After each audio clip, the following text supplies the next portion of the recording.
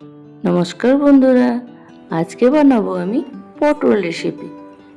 তার জন্য আমি নিয়ে নেব বড় বড় দেখে কয়েকটি পটল।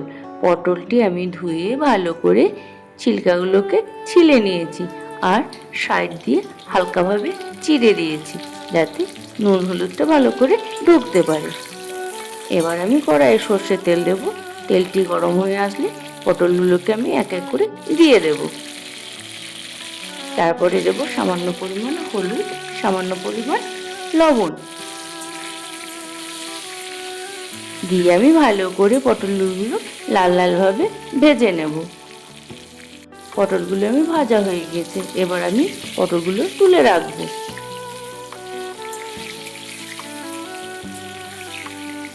কড়াইয়ে আমি সর্ষের তেল দেব, ফোড়নে দেব 5 ফোড়ন আর দেব শুকনো লঙ্কা।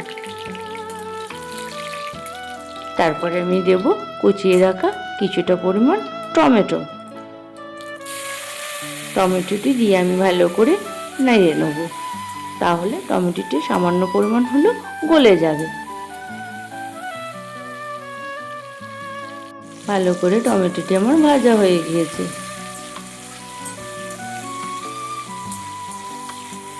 আমাকে ভালো করে নাড়িয়েও নিতে হবে। আর মশলাতে দেব আমি সর্ষে। আমি সর্ষেটি বেটে নিয়েছি, এবার আমি তেলের ওপরে দিয়ে দেব।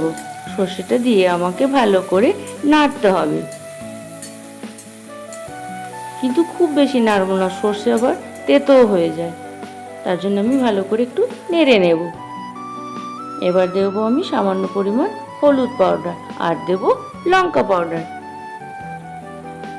আর দেব পরিমাণ মতো লবণ।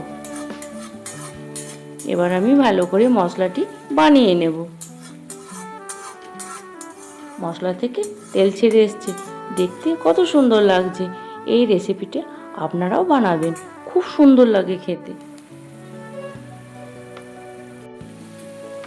এবার আমি এক এক করে পটলগুলো মশলাতে দিয়ে দেব।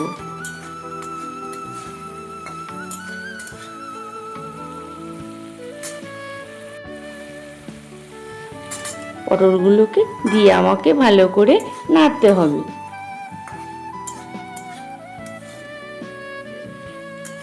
ভালোভাবে আমি আবার কষিয়ে নেব।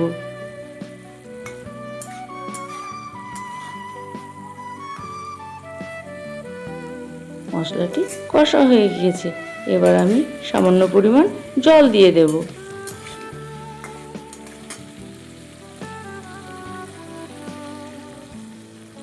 জলটি আমি আগে থাকতে সামান্য পরিমাণ গরম করে রেখেছিলাম, এবার আমি দিয়েছি।